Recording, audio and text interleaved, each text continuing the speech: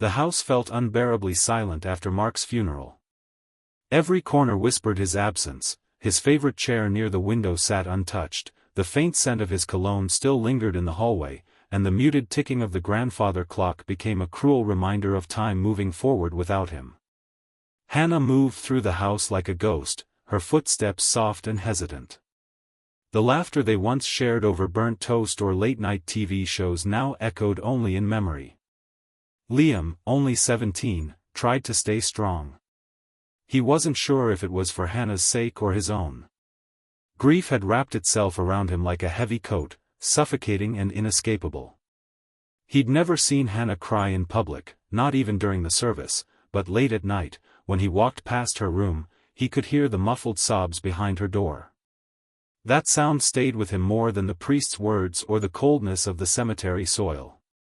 Meals became quieter. Mornings lost their rhythm. The clink of coffee cups was the only sound at breakfast. Liam tried filling the silence with small gestures, setting the table, mowing the lawn, occasionally cracking a dry joke just to see her smile. Sometimes, he succeeded, and a soft chuckle would escape her lips. Other times, she'd just look at him with glassy eyes, as if apologizing for not being able to laugh yet. Hannah spent long hours in the garden, pruning Mark's roses. He used to call them her sanctuary, but now they were her escape. Liam would watch from the window, wondering what memories bloomed in her mind with every petal she touched. One evening, as autumn winds rustled through Willow Creek, Liam found her in the garage, sitting in Mark's old truck, her hands gripping the steering wheel like it was the last piece of him she could hold on to. He didn't say anything. Just opened the door and sat beside her. They stayed like that for a while, not speaking, just breathing, together in the ache of shared loss. It was the beginning of something neither of them understood yet, a slow, quiet rebirth from the ashes of heartbreak. The early weeks after Mark's death blurred together, like watching life through a rain-streaked window, hazy, colorless, slow. Hannah and Liam lived under the same roof, but grief made them strangers in their own home. The rhythms of their lives no longer aligned. She drifted through her days in silence, and he kept his emotions buried, unsure how to share the pain that sat like a stone in his chest. Liam began to stay out later than usual, long walks after school, sometimes stopping by the basketball court even though he had no heart for the game anymore. He needed space, but more than that, he needed to not feel the emptiness that echoed in every room of the house. He'd come home to find Hannah sitting on the couch, television on but unwatched, her eyes distant and tired. She rarely asked where he'd been. She was struggling too, barely sleeping, barely eating. The woman who used to dance around the kitchen with a wooden spoon now barely touched the stove. Sometimes, their grief clashed. One night, Liam snapped after finding the refrigerator empty. "You could at least try," he muttered, slamming the door shut. Hannah flinched. Her voice broke when she said, "Do you think I'm not trying?" It wasn't anger, it was pure, aching exhaustion. That night, they both cried, separately, behind closed doors. But it wasn't always cold. There were flickers of warmth, moments that reminded them they still had each other. Once, Liam came home with a slice of chocolate cake, the kind Mark used to bring home from the diner. He didn't say anything, just set it on the table.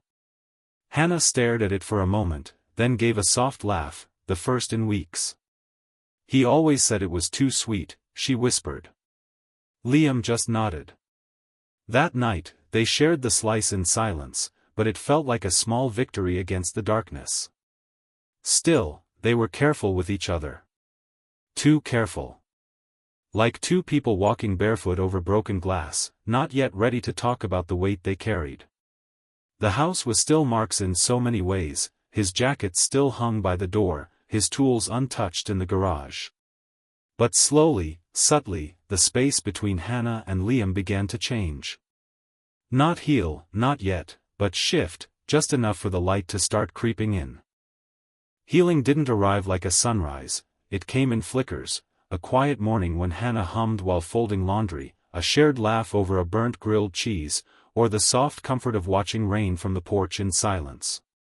Liam began coming home earlier. Not because he had to, but because he wanted to. There was comfort in the routine they were slowly rebuilding. One evening, Hannah invited him to watch an old movie, one Mark used to love. At first, it felt wrong, like touching something sacred. But as the credits rolled, Liam noticed Hannah smiling, really smiling, for the first time in months. She even rested her head lightly on his shoulder. It didn't erase the grief, but it softened its edges. In the kitchen, they began cooking together. It was clumsy, over-salted pasta, burnt toast, but it brought laughter. Slowly, their home began to sound like life again. It wasn't happiness, not yet. But it was hope, fragile, flickering, and quietly growing between them. As Liam grew deeper into his teenage years, the grief shifted form. It no longer sat on his shoulders every day, but instead lurked in quieter moments, in old photographs, in the way Hannah sometimes looked at him when she thought he wasn't watching. The ache hadn't vanished, it had simply grown quieter, deeper, more familiar. But adolescence brought its own storms. Liam was smart and kind, but anger simmered under the surface. He struggled in school, not because of ability, but focus. Some days, he came home sullen, his bag thrown onto the floor, his answers short and sharp. He missed his father in ways he didn't know how to voice, and sometimes that turned into frustration, at the world, at himself, at Hannah. Once, during a particularly heated argument over his curfew, Liam snapped. "You're not my real mom. Stop acting like you know what's best for me." The words hung in the air like broken glass. Hannah flinched, the pain in her eyes immediate. But she didn't shout. She just nodded quietly and left the room, tears silently falling as she closed the door behind her. Liam sat with those words all night, guilt tightening around his chest like a vice. By morning, he couldn't even look her in the eye. When he found her in the kitchen, she was making pancakes, Mark's favorite, with blueberries.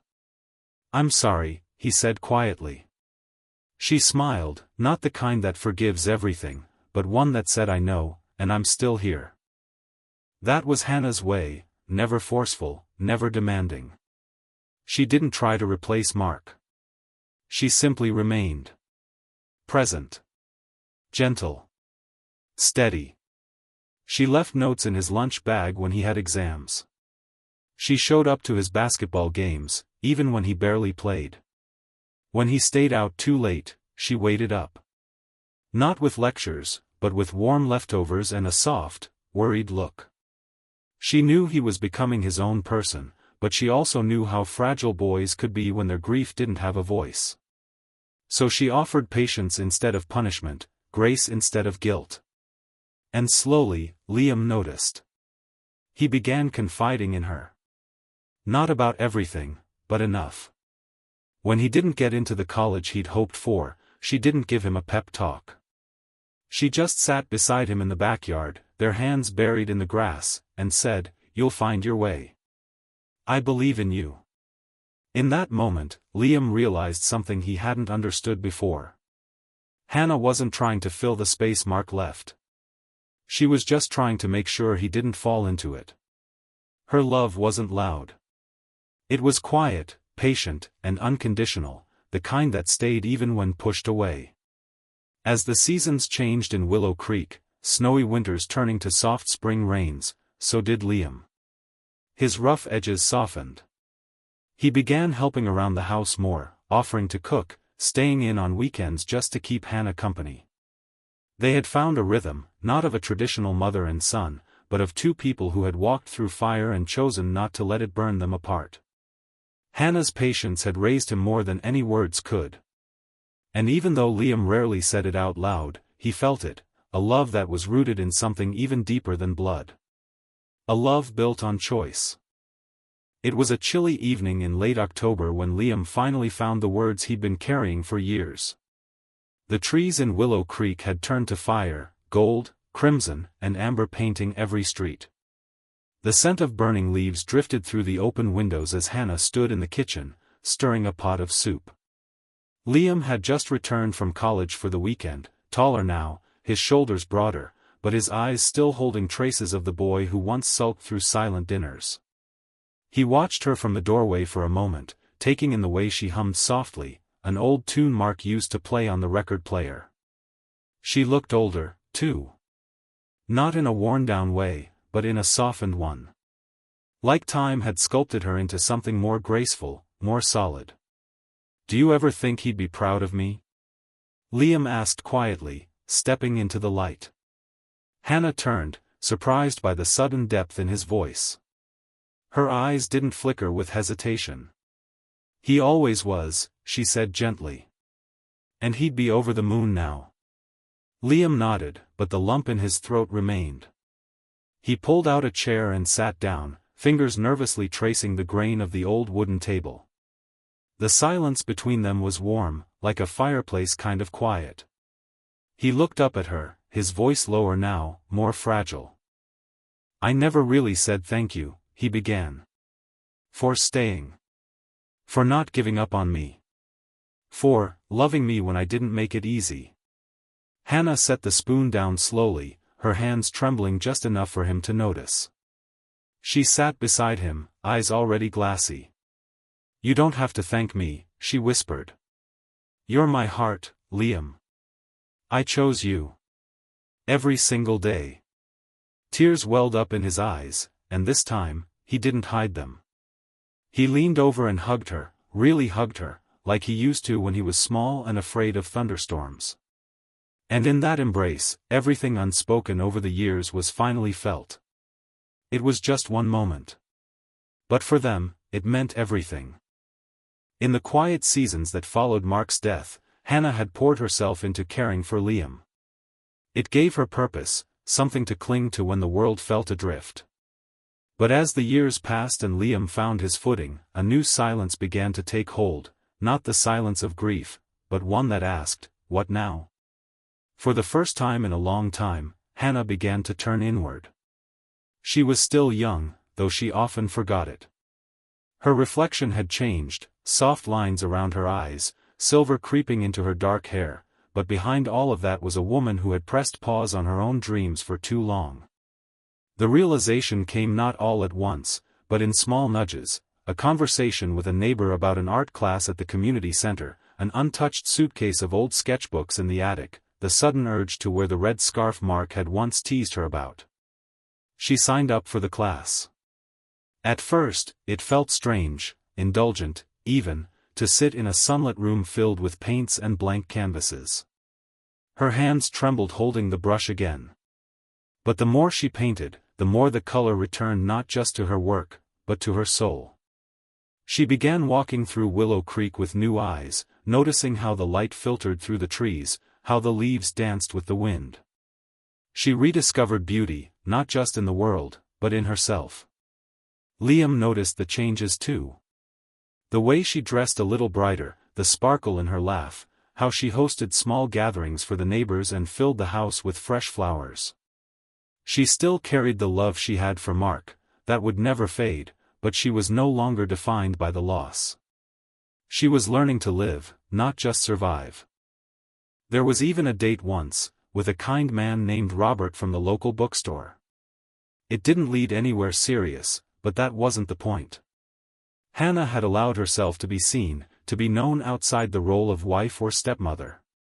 She came home smiling, and Liam, now a young man with a life of his own, just hugged her and said, "You deserve this." Hannah's transformation wasn't dramatic or loud. It was in the way she reclaimed space in the world. The way she found joy again. Confidence again. Herself again. For the first time in years, Hannah wasn't just Mark's widow, or Liam's stepmother. She was Hannah, vibrant, brave, and whole. As Liam grew into adulthood, his relationship with Hannah deepened in quiet, meaningful ways. They had long since moved beyond the awkwardness of early grief, and now, their bond was rooted in mutual respect, gratitude, and quiet love. Still, Liam couldn't help but notice something missing in Hannah's life: companionship. She had poured so much of herself into raising him, guiding him, and healing alongside him, that she had forgotten, or perhaps ignored, her own need to feel loved as a woman again. It was during a spring visit home, the air fragrant with lilacs, the windows open to the soft breeze, that Liam finally brought it up. They were having coffee on the porch, wrapped in cozy sweaters, watching the neighbors' kids play across the street. Hannah smiled, but it was a distant one, the kind that spoke more of memories than the present. "You ever think about dating again?" Liam asked gently, his voice casual but purposeful. Hannah blinked in surprise. "Me? At my age?" Liam chuckled. "You're not old, Hannah. And even if you were, love doesn't check birth certificates." She looked down into her cup, stirring slowly. "It's been so long. I wouldn't even know where to start." "You don't have to know," he said. "You just have to try. You've given so much to me, to this house, to our life. Maybe it's time to let someone give something back to you." Hannah was quiet for a moment, touched by the thought. "I used to think that part of my life ended with your father." Liam reached out and squeezed her hand. "But maybe it was just on pause. He'd want you to be happy. I want that, too." It wasn't a grand conversation, but it planted something, a spark, a thought, a bit of courage. That evening, Hannah opened her laptop and, for the first time in years, browsed through a local dating site. Her heart beat fast, not with fear, but with something like anticipation. Liam smiled from across the room, silently cheering her on. Because love, he knew, wasn't limited to one lifetime or one person. And Hannah still had so much love left to give, and receive. Hannah's hands trembled slightly as she adjusted the silver clasp on her necklace. It had been years since she'd gone on a real date, not a casual coffee or a neighborly dinner, but an actual date. Aaron had seemed kind enough online, a history teacher, warm smile, shared love for old films. He had a gentle way with words, and their messages had been easy, even hopeful. Liam watched her from the hallway, a soft smile tugging at his lips. "You look great," he said, leaning on the doorframe. Hannah turned, cheeks flushed with nerves. "Do I look ridiculous?" "You look like someone who deserves a good night," he said simply. "Don't overthink it." Aaron arrived right on time. Polite, a little stiff, but charming in his own way. They went to a quiet restaurant just outside Willow Creek. Candlelit tables, soft jazz, the smell of rosemary and red wine filling the air. But as the evening unfolded, something didn't quite click. Aaron talked a lot, mostly about his job, his ex-wife, the challenges of online dating. Hannah smiled, nodded, responded kindly, but felt herself shrinking with each passing minute. He didn't ask much about her life, and when he did, the questions felt more like boxes on a checklist than genuine curiosity. When she mentioned Liam, Aaron offered a polite, uninterested nod and quickly shifted the topic back to his weekend golf routine. By the time dessert was served, Hannah's smile was tired. Her thoughts kept drifting home, to Liam, to her cozy porch, to the quiet peace of a simple night with a warm blanket and a favorite book. When Aaron reached for her hand across the table, something inside her hesitated. Not out of fear, but clarity. "This isn't the connection I want." She thanked him kindly and declined his offer to walk her to the door. Back home, she kicked off her shoes and found Liam still awake, half asleep on the couch with a movie playing softly. "Hey," he said, sitting up. "How was it?" Hannah sighed, then smiled, not disappointed, but sure. "It wasn't right," she said. Liam nodded. "That's okay. You tried. That's what matters." And as she settled in beside him, sharing popcorn and warmth under a shared blanket, Hannah realized happiness wasn't something to chase. Sometimes, it was already right beside you, in the quiet comfort of being known. The morning after her date with Aaron, Hannah stood by the kitchen window, hands wrapped around a mug of tea, watching the soft mist roll over the garden. The roses were in bloom again, deep reds and creamy whites, just the way Mark used to plant them. But instead of grief, the sight brought a quiet calm. A stillness. A sense of presence she hadn't felt in a long time.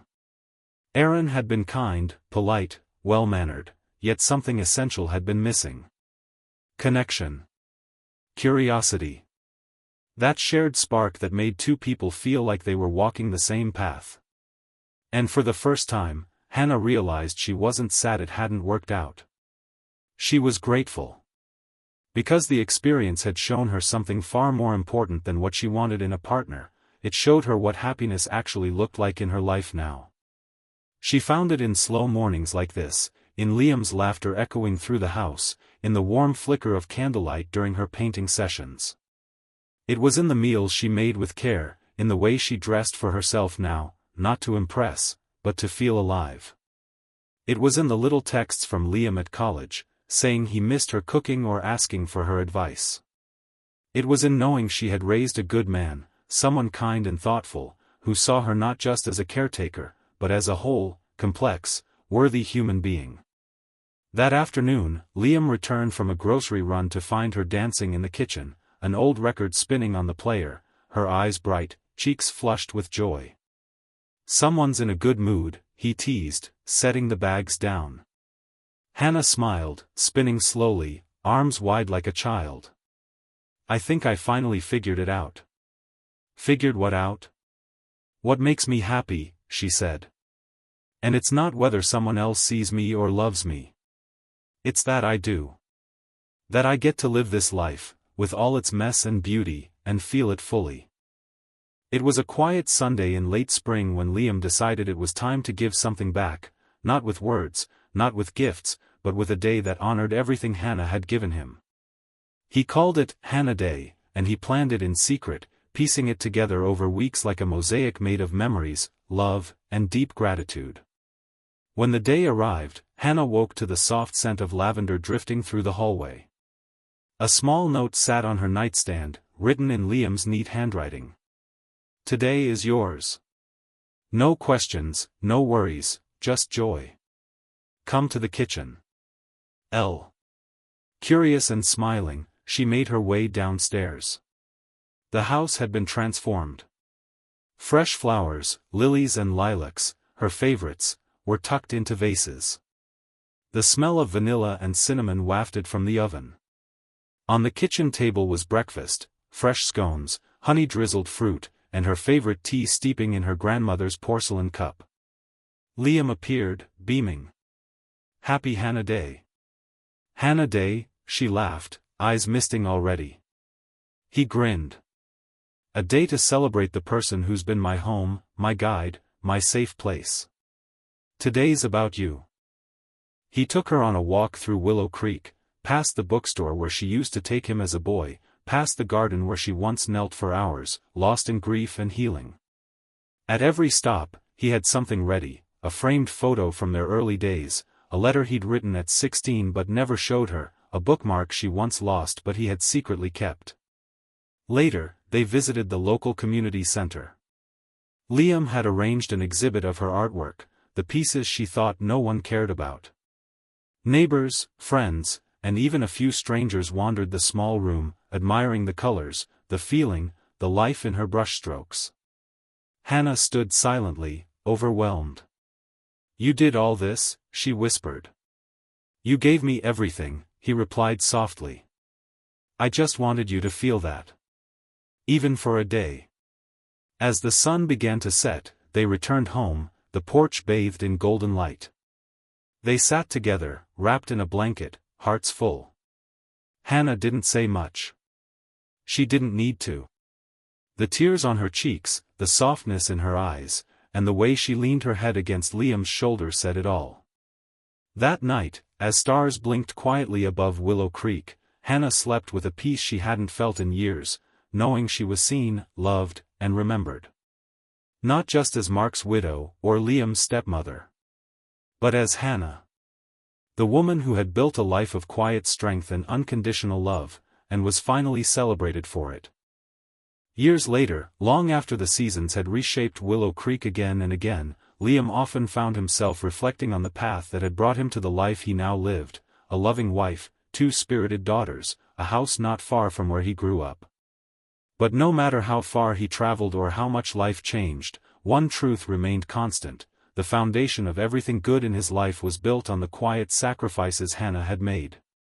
He remembered the hard years, the heavy silence after his father's death, the long nights when Hannah stayed up helping him study even though she was drowning in her own sorrow, the mornings she packed his lunch when she could barely eat herself.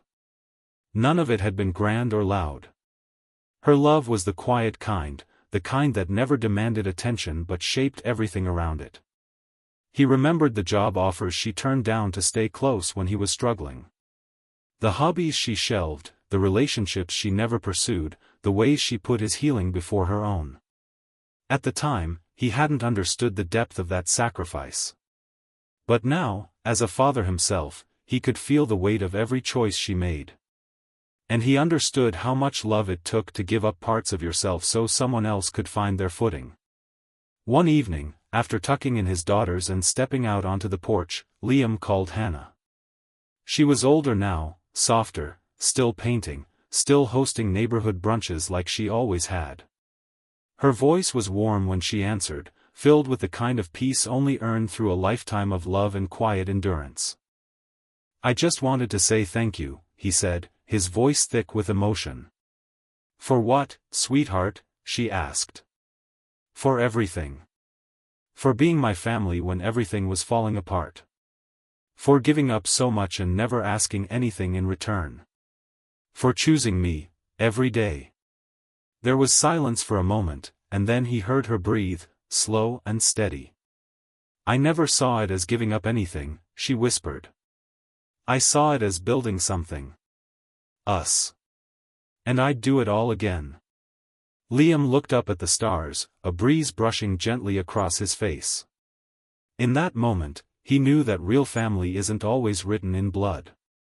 Sometimes, it's chosen, shaped by sacrifice, sealed with love, and lived in the quiet, daily acts that hold someone together when they're falling apart. And he vowed to carry that legacy forward, not just in memory, but in the way he loved his children, the way he showed up, the way he never let them forget where they came from. Liam's adulthood unfolded like a quiet, beautiful song, not without its dissonance, but full of melody shaped by love, loss, and everything Hannah had taught him. He graduated college with a degree in education, following in Hannah's footsteps in a way he hadn't planned but came to cherish. He became a high school English teacher, the kind who noticed the quiet kids, who remembered birthdays, who stayed late not because he had to, but because someone once stayed for him. He met his wife, Eliza, at a book fair. She had a soft voice, a fierce sense of humor, and eyes that reminded him of autumn evenings in Willow Creek, warm, deep, and steady. They married under the oak tree behind Hannah's house, where Mark used to hang wind chimes and where Liam once buried a time capsule filled with his childhood treasures. Hannah cried through the whole ceremony, not out of sorrow, but a fullness too deep for words. Their home was modest but alive, walls filled with children's drawings, the faint scent of coffee and cookies always lingering, laughter echoing through hallways. Liam became a father with the same patience and quiet strength he had once received. He told his daughters bedtime stories not from books, but from his own past, about their brave grandmother who helped him find the light again, and about a house full of memories that taught him how to love. He taught them to say please and thank you, to look people in the eye when they speak, to say sorry when they mean it, lessons he had learned not from textbooks, but from watching Hannah hold the world together with gentleness and grace.